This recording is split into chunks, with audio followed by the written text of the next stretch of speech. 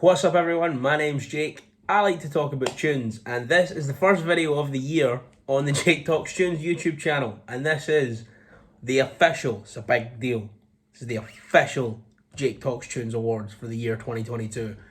Now just imagine it was a good editor and there's fireworks and noises. Oh, I know what we can do to celebrate that actually. We've got this. It's the Jake Talks Tunes Awards. Hell yeah.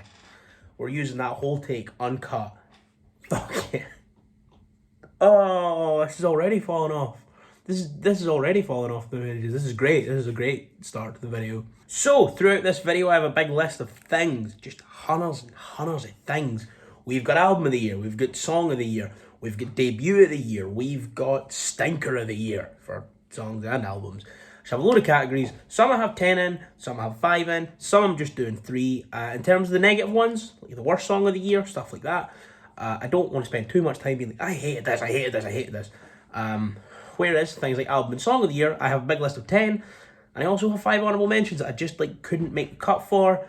There is absolutely no rhyme or reason. I've made these lists, I'm looking at the lists, they're on a big Word document, and we're going to go through all of them, and I will just get through them all.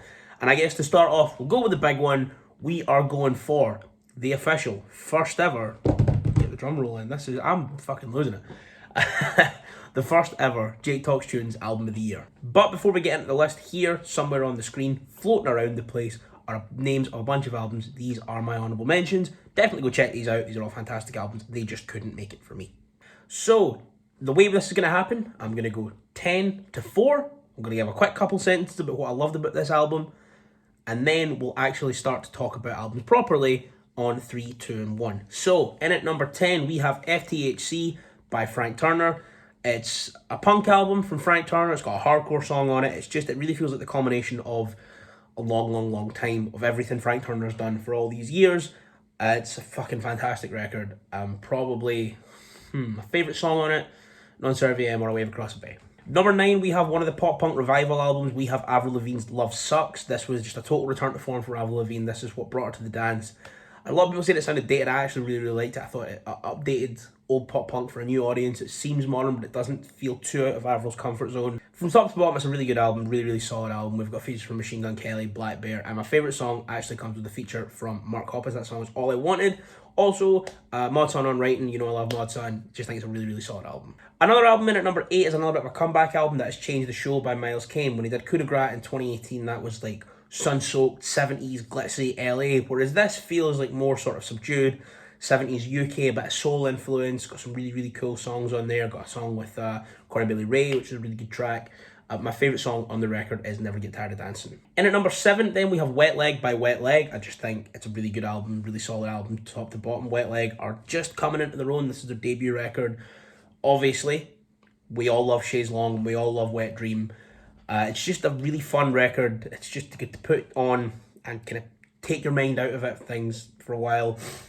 Just put it on, enjoy the half an hour, 40 minutes, however long it is, switch your brain off, and yeah, I just think it's a really good record. In terms of my favourite song, I really like Your Mum, and I really like Supermarket. And at number 6, then we have Crash by Charlie XCX. It's more Charlie XCX, that's all I can really say about it. I feel like that's the best way to describe this album. It's just more of Charlie XCX doing the shit Charlie XCX does. It's fucking fantastic. Got Beg For You with Rina Sawayama on that record, which is a really good song. But in terms of my favourite song, probably have to go Yuck. As we crack the top 5, we have Taylor Swift's Midnight in at number 5. Really good record, really interesting direction. Felt scaled down and scaled back, whilst also feeling absolutely fucking huge. It was just an absolutely fantastic record from top to bottom. She held every single position in the Billboard Hot 100 with songs from this record. And in terms of picking a favourite, it's really hard to narrow down. Obviously, Anti-Hero is great, Snow on the Beach is great. I really like Lavender Haze though. I think it's a really good way to start the record. It comes in strong and it lets you know exactly what the record is going to be. And at number 4, just missing out on my top 3, we have GarageBand Superstar by Lauren Hibbard. Now, if you know me, you know how much I absolutely love Lauren Hibbard. I've been fortunate enough to see Lauren Hibbard twice this year. I have a drum skin on the wall. Let me just grab it. I have got this drum skin when I went to go see her. It says Lauren Hibbard has IBS, and that's okay. There's a little dog. There's a poo. There's some pizza. There's a toilet. A little love heart. There's an eggplant. it's insane, it's lovely, it's wonderful. Lauren Hibbard is truly one of my favourite artists that I've discovered in the past couple of years. And GarageBand Superstar, it feels huge, but it also feels like a first step. If she's this good now, how good is she going to be in 2 or 3, 4, 5 years? It's full and full and full of fantastic songs. The title track featuring Bleatus is fantastic. It opens with Roller Coaster, which is a fantastic song. My favourite song off the record is Still Running 5K, which has a feature from DJ Lethal. As we get into the top 3, then we have The Car by the Arctic Monkeys. I don't think I can speak much on this record. It's everything that they laid the groundwork for with Tranquility Base Hotel and Casino, but more grounded. It's not an album about space anymore. It's all the musical leaps they took on that record without the guard of being like, this is the silly space concept record. And I absolutely love that album too. I don't think it's as good as Tranquility Base, but I think it's an absolutely fantastic effort. Really, really good album. And my favourite song on it is probably I Ain't Quite Where I Think I Am. Then at number 2, we have Being Funny in a Foreign Language by the 1975. Just a proper comeback, a proper return to form after Notes in a Conditional Form stunk the gaff up. It's their shortest album as well. It's really concise. There's not loads of filler, which is a thing that the 1975 had kind of done before. It's just fantastic from start to finish, and my favourite song on that record is I'm in Love with You. And then at number 1, I really tried to separate this. So I guess you've got my top 13 albums, top 18 if you include the ones I put in as honourable mentions. I just could not separate these 4 albums. So let's just give them a little thing. We'll put them all, they're going to be here. So this one, right here in this corner, The Loneliest Time by Carly Rae Jepsen, an absolutely fantastic record. If you know me, you know how much I love Carly Rae Jepsen. It just feels like another step to her being the best pop star in the world, which people don't realise that she is. No song hits the heights of Run Away With Me, which in my opinion is the greatest song of all time, but it's fantastic. It shows everything that she can do. She is the queen of band pop. By that, I mean she is the queen of, the full band and the live drums and everything. Her music is just fantastic, especially on this record. And my favourite song is Talking to Yourself. Then over here, we've got Bob Vylan Presents The Price of Life. Bob Vylan, fucking unbelievable. If you know, you know. Grime, punk, emo, fucking everything thrown at the wall to make this sound that's completely uniquely theirs. It's heavy, it's political, it sends a fucking brilliant message. They are 2 of the most important people in punk right now. They just won the Mobo for the Best Alternative Act, the first ever Mobo for the Best Alternative Music Act. Fantastic record. Favourite song on it? See, my favourite song isn't what I think the best song is. My favourite song is He Sold Guns. What I think the best song is Wicked and Bad. So, they're up here. They're wonderful. Check them out. Down here, we've got The Hum Goes On Forever by The Wonder Years. If you know me, you know I love The Wonder Years. Another record about the Wonder Years, this time with the themes of grief and depression consistent throughout. It's a fantastic record. I highly recommend it if you like the Wonder Years. Once again, another album better than their last, which is their thing. And obviously, like I say, the whole theme of this record is about grief and sadness and depression. But the best song in it is a really, really hopeful song. It's a song called Your Name, brackets, Wyatt Song, and it's about Soupy's kid, and it's lovely, and that's a fantastic record. And then my 4th album of the year, down here, we have No Thank You by Little Simz. It's just fucking unbelievable. If Sometimes I Might Be Introvert was Simz proving it with a big band, this is Simz stripping it back and doing it with beats and synths and a more traditional route and having a big band with her. And she's proved that she's fucking class no matter what she does. She's got something to say. If Sometimes I Might Be Introvert was her record about the struggles as a black woman, this was just about her struggles as her, in the same way that Let Live was about Jason's struggle as him, and Fever is about his struggles as a black man.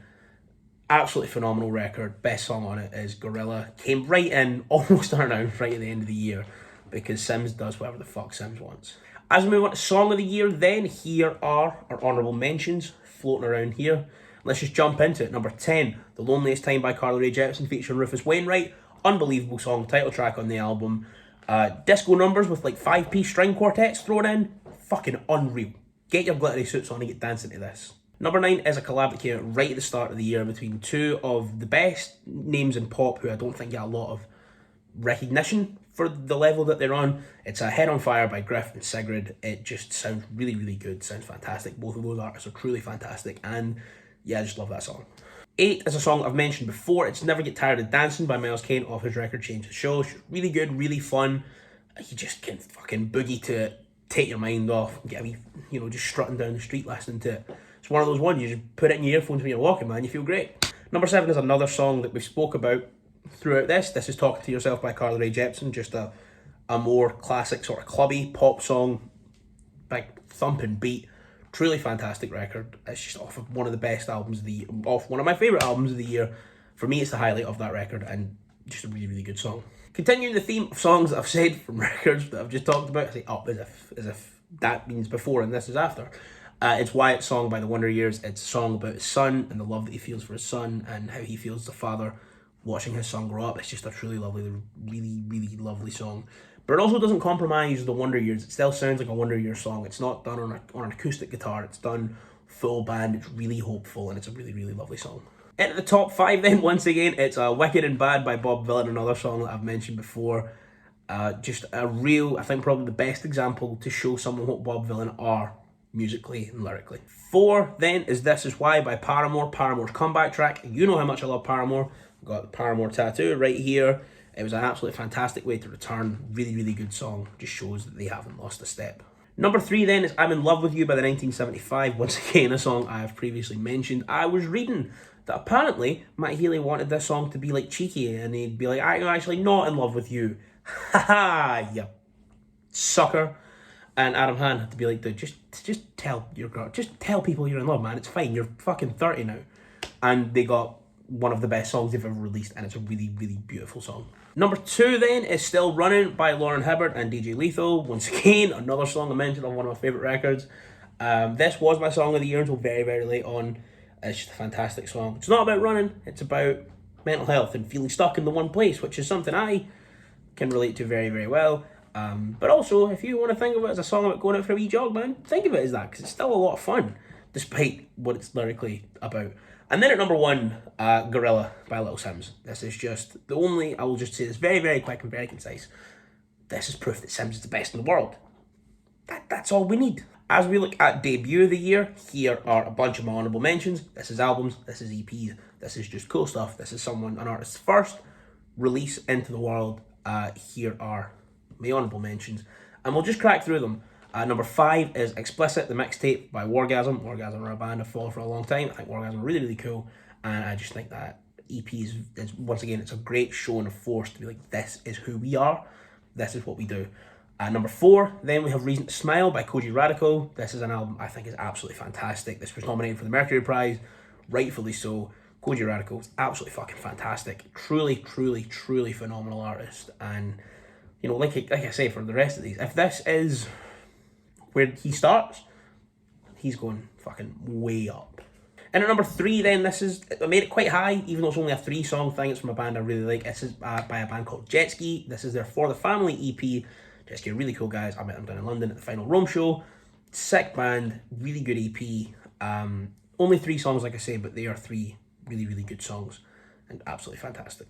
1 and 2 are records we spoke about before, so I won't dedicate hundreds of time to them. But 2 is Wet Leg by Wet Leg. Let's get a bit of commotion for Wet Leg. Hey, let's just imagine I've thrown in fireworks again.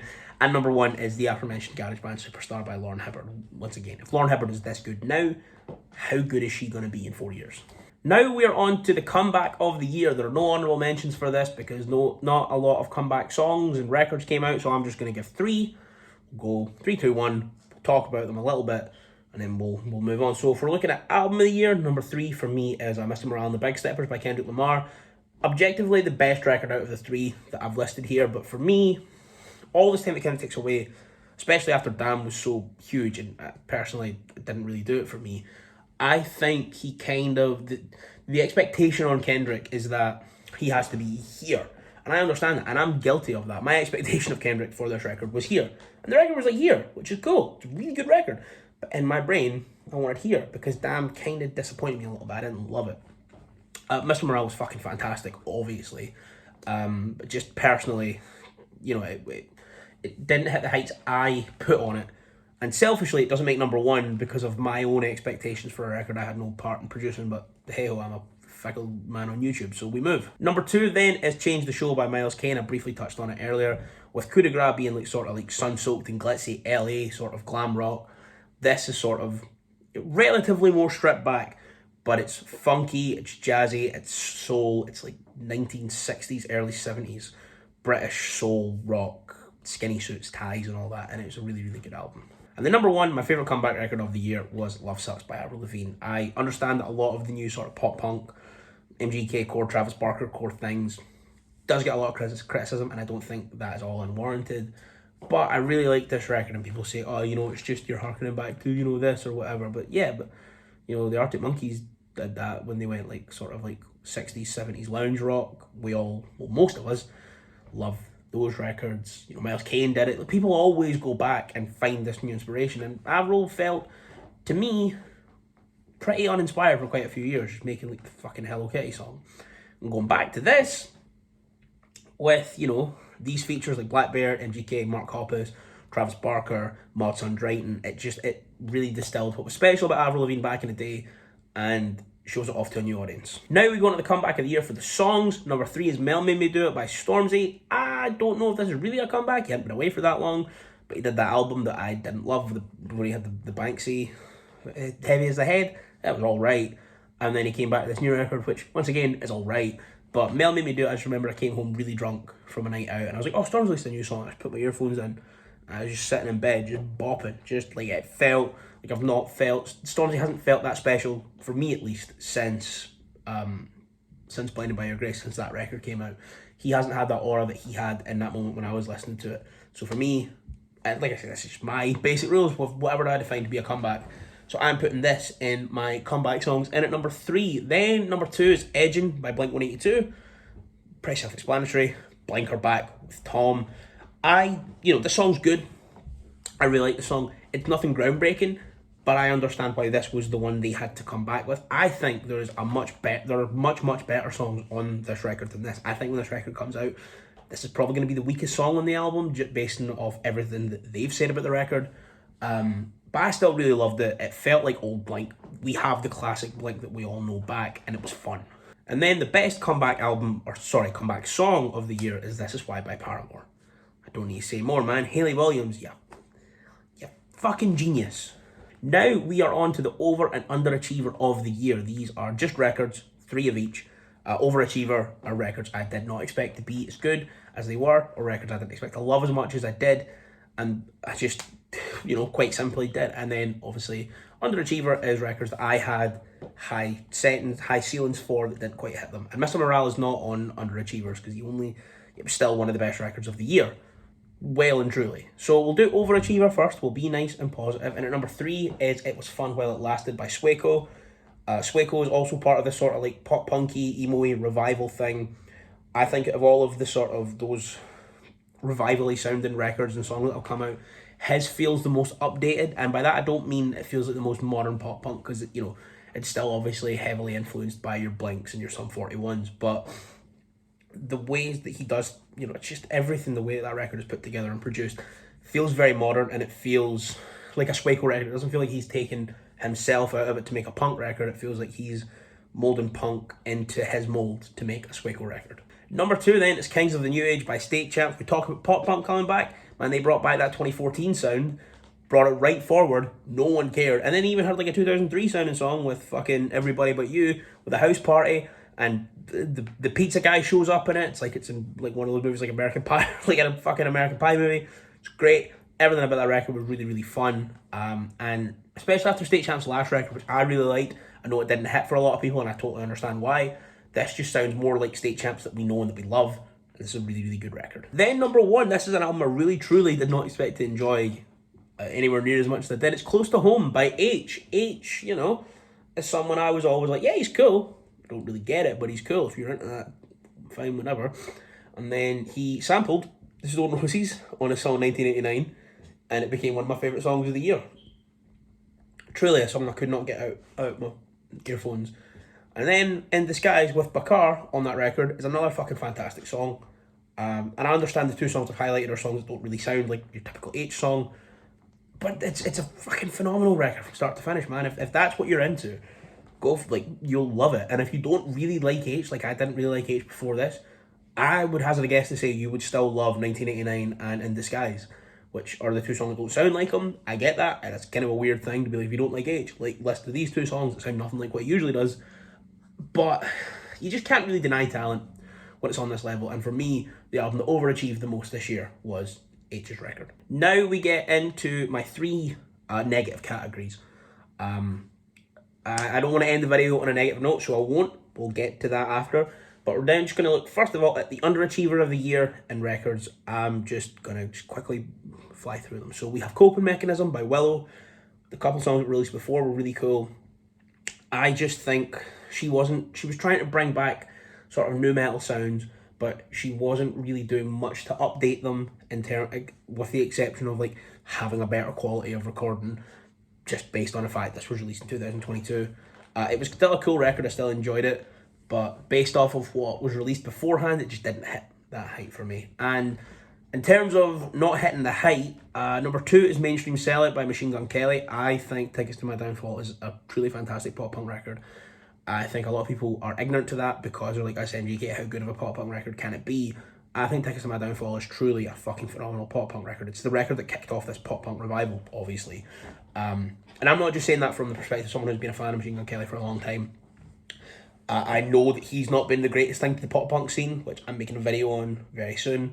Mainstream Sellout, you know, lead track is Emo Girl. You can think what you want about Emo Girl. I think it's fun. I think it would be better as a Willow song on a Willow record. I think it's a fun track. But overall, the record doesn't really hit the heights that it should have. I think he tried to do too much in terms of a punk song, an emo song, like a metalcore sounding, not like a metalcore sounding song, but like a more like metal-y sounding song, like a this song, like a that, like. Whereas Tickets was just a distilled pop punk record, and that is where it falters. Obviously, it's got some fucking great songs on it. It's got Maybe with Ollie from Bring Me the Horizon, which is, you know, one of his best songs in my opinion. But I just think the record overall just was a bit lackluster. And then my number one number achiever is Skinty Fia by Fontaines DC. Now this is a record that I've been a notorious hater of. Not a hater, because I like the record, but to me it's just a collection of songs with no cohesion. I've fallen out of love with Fontaines DC. I don't have the same connection I once did with them, and once again I'll be making a whole video to explain this. I just think this record is like, it's got a load of good songs but it has no real cohesion. And to me, one of the biggest criticisms I saw of Fontaines DC's last record, A Hero's Death, was that they had kind of stopped trying to be the Irish band. And now on this one, I think they heard that criticism and they were like, no, look, we talk about Fianna Gael and Fianna Fáil and I love you because we hate them because we're Irish. And we've got the accordion song and A Couple Across the Way. Like, those are good songs. And I mean, I Love You is a truly fantastic song. But it doesn't hit with me. It doesn't sit with me. Especially after the songs were released ahead of it. I was like, this album's a return to form. And then the album came out and I just kind of felt no real cohesion. Just a collection of cool songs, which is great, but that's a playlist, not an album, you know? And now we have the stinker of the year. This is the worst song and the worst records that I've heard this year. I don't want to spend too much time on it, so we'll just go through them because you kind of need these, don't we? Songs: 3, Made You Look by Meghan Trainor, hate it. 2, Unholy by Sam Smith, really don't like it. However, the Nova Twins remix of that song is really, really, really cool. So check out the Nova Twins remix because that's super fucking cool. Although the release of that song pissed me off because that made it to like Spotify's The Rock List playlist or whatever, where all the cool new rock tracks are, and that made it there because it's a very cool like punky track. But Sam Smith was on the cover of The Rock List, not Nova Twins, and I think it would change to Nova Twins, like after a day. But why? Yeah, why? And then my least favourite song of the year is I Hate You When You're Drunk by Ollie Murs. That's the song where he's like, I love you, you're my wife, but stop fucking embarrassing me because I'm Ollie Murs and I'm so cool and you've got a drinking problem. And he just like kind of shames his wife for 3.5 minutes. And it sucks. It's so awful. Not just in terms of lyrical content, but in terms of music. It's not a good song, it's not a fun song, and I really hate it. I don't just hate the song based off lyrical content. It's not a fun listen musically, it's boring. And then when you scratch deeper, it's a truly awful song. So that's the worst song of the year. Ollie Murs, You should be ashamed of yourself. How did that go through so many levels of like clearance and fucking managers and like people in the studio? How did that fucking... There has to be so many other people that hear it before he puts it out. And why did no one take him aside? Anyway, I'm done. My worst 3 albums of the year. These are just ones I listened to. They're probably definitely worse ones. These are just out the stuff I've heard. Harry's House by Harry Styles had like 2 cool songs in it. Music for a Sushi Restaurant, and As It Was. Everything else was filler. Everything else was bland. Everything else was boring. Especially after his last 2 records were really, really good. This record bored the shit out of me, and that's the worst thing a record can do. Nothing inherently bad about it. It just kind of bored me. Number 2, The Overload by Yard Act. It's got 2 good songs. Well, no, it's got 1 good song. I suppose the one with Elton John's on it as well. So it's got 2 good songs. But one of its good songs is like another version of a song I don't like on the record, but with Elton John. Yard Act tried too hard to be the next Jamie T. Like, look at us, we talk with our accents and all that pish. But then they try too hard to be like the Smiths and be like, look at all these fancy words I learned at private school. And it just doesn't... Nothing about it. I like the song The Overload. And I like the song with Elton John. Every other track on this record I don't like. It fucking honks. But it does not honk as much as Honestly Nevermind by Drake, the weird dance record he brought out in the middle of the year. Now later on, he had one of the better records of the year. But that album fucking sucked, man. I've never seen a man with a more obvious gambling debt than Drake. I switched that record off after 4 songs. I didn't enjoy any of them. And that's not to say that I don't like dance music, because I do. I just hated all of them. I only got 4 songs in. Maybe there was a good song on the back half of that record. I've not heard the whole record, so maybe it's bad for me to put it in the worst record of the year, but I switched it off after 4, man. You can't fucking blame me for that. So, those are all of our categories. And like I said, I'm not going to end this on a bad note. I don't want to put the worst thing right at the end of the video. So right now, I am going to take this moment to shout out my friends. People that I have close to me who have released music this year. I'm not going to get through all of them. There will definitely be some things I forget. But let me just pull up my handy dandy Friends of the Channel playlist, and let's just go through some songs here that I love. Play-Doh by Young Kraka. The Pandemonium EP by Pandas as well. Really, really good. You'll Be Mine by Brogle. Fantastic little song. Shane MacGowan's New Teeth by Touts. And Old Man's Land by Touts. Unbelievable songs. All of the different tracks Misplaced put out this year. Late Show by Steen. Say So by Clodagh May. These are all great tracks. And I will include the link to my Friends of the Channel playlist in the description of this video, so you can go and see all of my friends and all of their cool music. And that is it for the first ever Jake Talks Tunes Awards of the year 2022. I hope you liked it. If your favourite album is Harry's House and you're upset that I've put it in the worst records of the year, listen to better music. And yeah, that's it, man. Just like with my wrestling channel, this is going to be a year of consistency on Jake Talks Tunes. All my links are down there. I will aim to have at least a video a week out on this channel.